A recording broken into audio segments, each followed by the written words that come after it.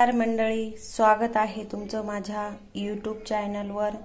तर आज करणार आहोत आपण ज्वारी आणि गहू आणि चना या पिठापासून छान असे कुरकुरीत थालीपीठ करणार आहोत।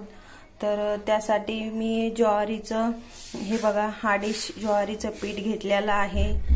इथे हाफ डिश गव्हाचं पीठ घेतलेलं आहे आणि इथे 2 चमचा चना बेसन पीठ घेतलेलं आहे।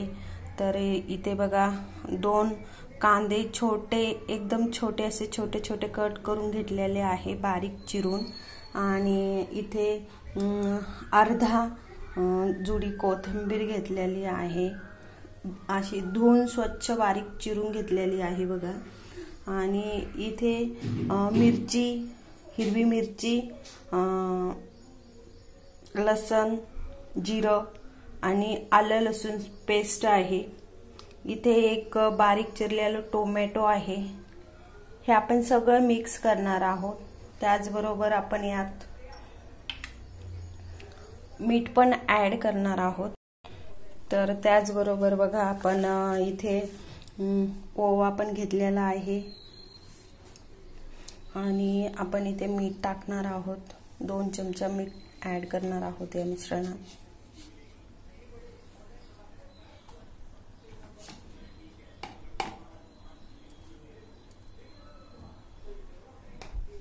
आणि आपण यामध्ये तेल पण टाकणार आहोत थोडंसं।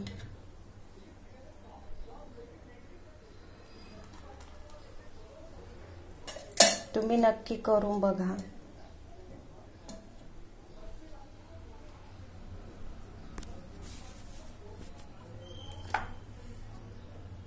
आणि थोडंसं हिंग पण टाकणार आहोत। तर यात आपण थोडंसं हिंग पण ऍड करणार आहोत। आता हे सगळं आपण मिक्स करून घेणार आहोत। हलक्या हाताने थोडंसं पाणी टाकणार आहोत यात। आणि जसं जसं पाणी लागेल तसं तसं पाणी घ्यायचं आहे आपल्या। लगेच एकदम पूर्ण पाणी टाकायचं नाही। तर चला, हे बघा आता रेडी आहे थालीपीठ करण्यासाठी। हे बघा कांदा, टोमॅटो आणि कोथिंबीर छान अशी दिसते त्याच्यातून। चला आपण आता थालीपीठ करून घेऊया। तर बघा मी खाली कपडा टाकलेला आहे आणि हे बघा थालीपीठ मध्ये त्याला असे छिद्र छिद्र माझी आजी करायची नेहमी असं, म्हणून मी आज केलेला आहे। वरती एक बघा असं छान झालेलं आहे, एकदम छान। तर या सगळे खायला।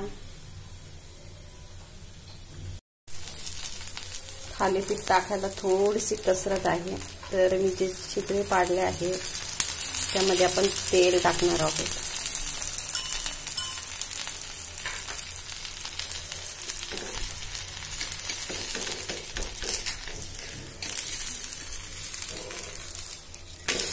तर हे बघा,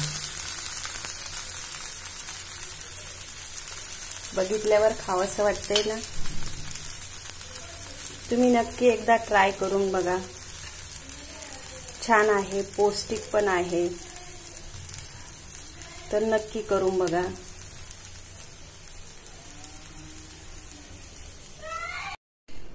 तर रेडी आहे आपलं बघा हे थालीपीठ। इथे मी थोडंसं दही घेतलेलं आहे आणि इथे बटाट्याची भाजी आहे। तर तुम्ही दह्याबरोबर पण खाऊ शकता किंवा भाजी बरोबरही खाऊ शकता। तर मी इथे दही आणि भाजी दोन्ही सोबत पण खाणार आहे। तर हे बघा किती छान दिसतंय।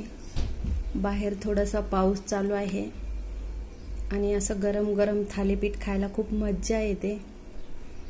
तर या तुम्ही सगळे थालीपीठ खायला। आज संडे आहे म्हणून सकाळी सकाळी हा बेत केला आहे। तसं तर मी रात्रीच ठरवलं होतं। आणि हे बघा आता आपलं थालीपीठ रेडी आहे। या मग, बाय। हे हम खा रहे हैं।